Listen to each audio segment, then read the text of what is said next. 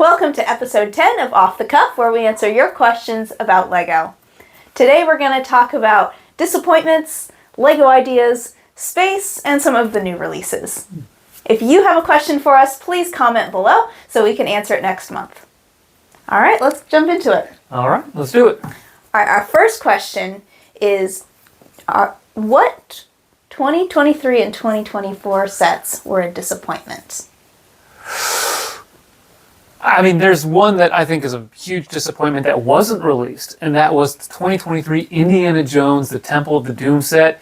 It was a remake of one that came out last time they did Indiana Jones over a decade ago, and it was supposed to be released. There was a leaked image of the box, and then it never happened. So that was a pretty big disappointment from my end. I was really looking forward to seeing that set. That said, I didn't actually get any of the Indiana Jones sets. I wanted to, had a hard time finding them early on, and then just other sets became more of a priority.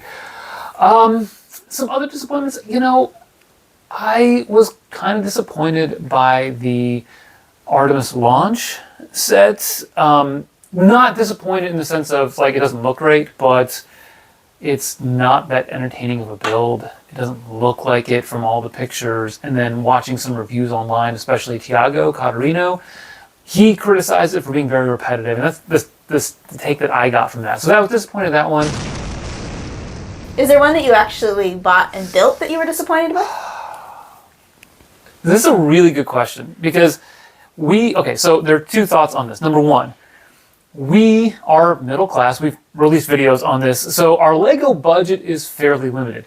What that means is we do research on the set, and we look at it closely before determining if we want to buy it. So we don't buy a lot of sets that we don't want. So we try to avoid being disappointed by sets that we purchase. So the second part is maybe there are sets that don't meet my expectations quite the same way. Like the Medieval Town Square. I love that set, gave it a 9 out of 10. But following on the heels of the Lion Knight's Castle, it's a hard threshold to meet. It's just, the expectations are so high. So having two buildings that split up into 5 different structures, or 2 structures that fit into 5 buildings, part of me wanted a little bit more on that, which is why we bought a second copy, and you can kind of see the fruits of our labor back here. A little sneak peek here. So yeah, a little sneak peek, where we've got this. Now, working on some of the aspects of this, but it's really kind of cool how you can put some of this together and make it larger. But yeah, I mean, the Medieval Town Square maybe had a little bit of disappointment just because the expectations were so high, but it's still a really good set. It's hard to say 9 out of 10 disappoints you, if that makes sense. Yeah. Yeah. All right, our second question is, have you ever submitted something to Lego Ideas, or do you have plans to do so? I have not.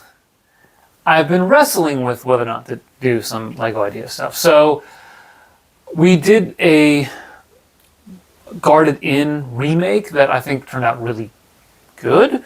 The problem is that I was hoping that, by putting instructions on Rebrickable and putting out the video, we made a whole story about it, and it didn't do as well as we were hoping.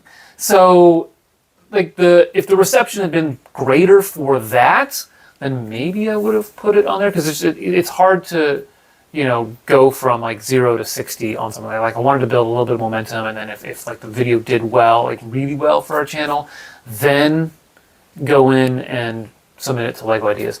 So if you haven't watched that video, you should totally watch it, because Julia spent a lot of time editing. It turned out really good, and I think it's a lot of fun.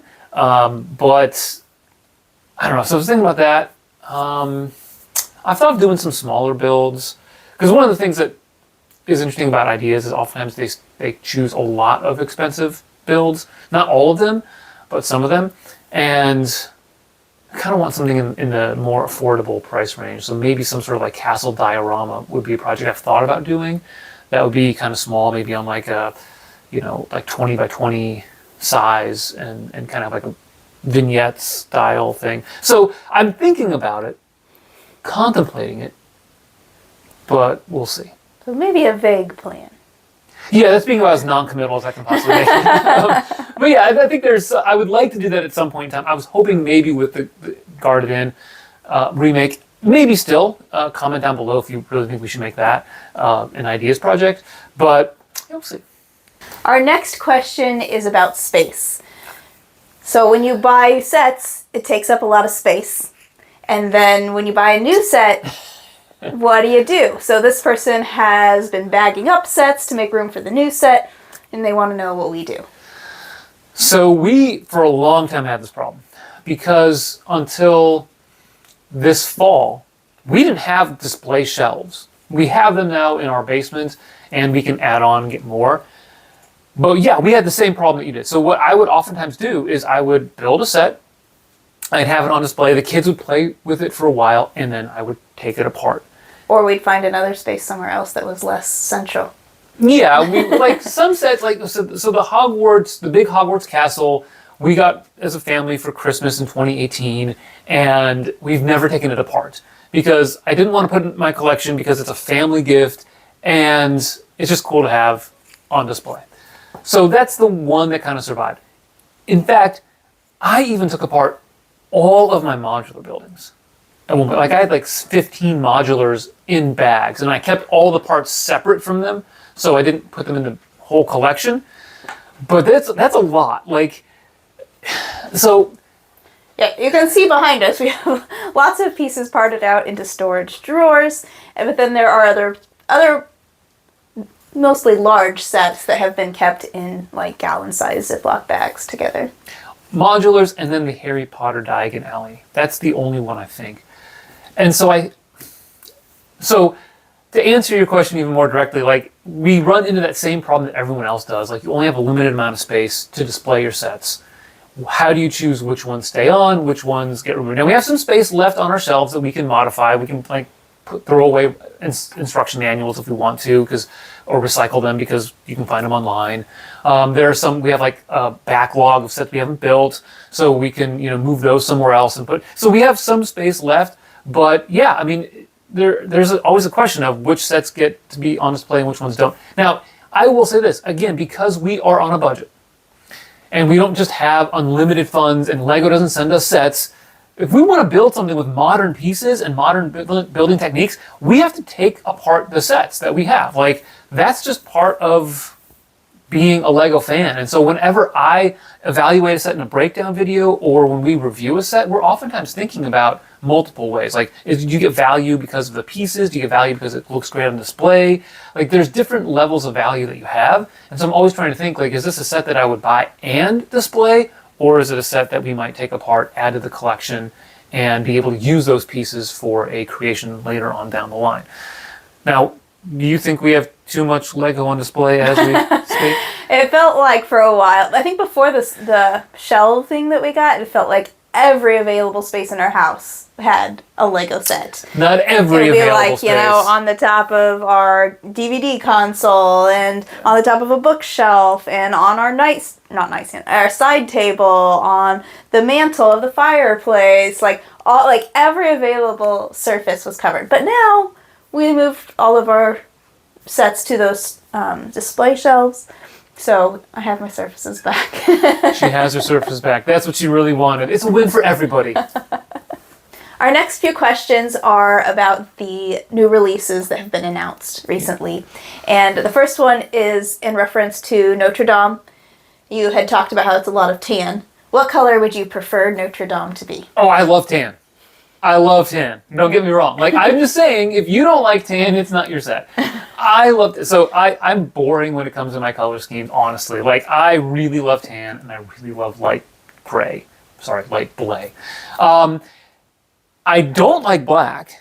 So when you see this video, Barrador will presumably have been announced. We're recording it before it's been announced. That is the one trepidation I have about that set, is like, it's a massive black tower. Now, I do have Orthanc, and I would love to do kind of a comparison between the two of them if we're able to get Barrador. So yes, like, I love tan. I love light gray. You're not going to like hear me complain about that.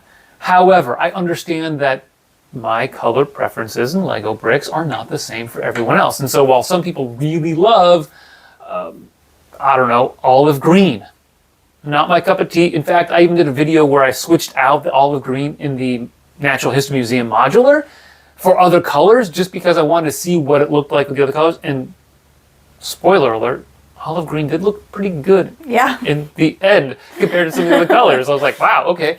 But yeah, so I love tan. So I wouldn't recommend it be another color. I just was, my comment more so in that video where I broke down the set and all the really cool building techniques and pieces is just that, look, if you don't like tan, you're not going to like the set. But if you do like tan, or if you love tan, and you like repetitive builds, go for it. For our next question, I'm going to read it because it's a little bit longer. Okay. Notre Dame, the Eiffel Tower, the Colosseum, and the Statue of Liberty are all roughly 1 to 200 scale. They would look great together. Are there any other LEGO landmark sets in this scale?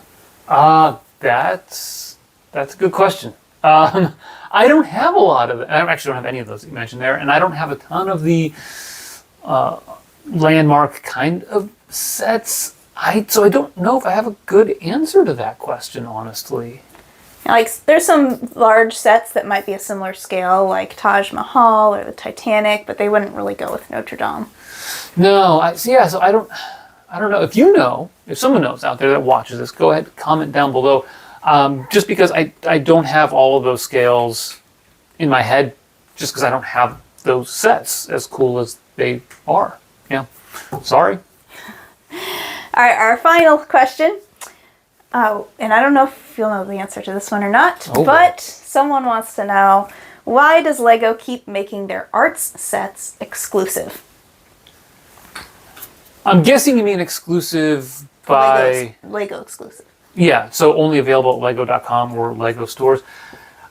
I think there's a couple of things going on here. Number one is that Lego likes to bring people to their online store, and they want people to come to their physical locations, because if you go there, you're buying Lego directly from them.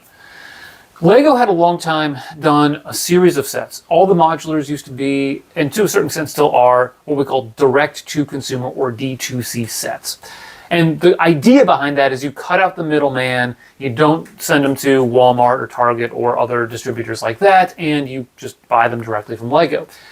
Now, the art sets, I don't think are entirely like that. Like, I've seen some of the Batman art, some of the Hogwarts art when that first came out at places like Target. We even have an independent toy store out here that's not really controlled by any sort of major chain, and they have Lego and they have some of those art pieces. I've seen some of the artwork also. I think it was the Spider-Man artwork at Target. So I think it depends on when you go and where you find it. Now, more directly, when a set comes out, oftentimes it's going to be harder to find it at a Target, Walmart, Toys R Us, or some third-party vendor, and it's easier to find it at Lego and Lego.com.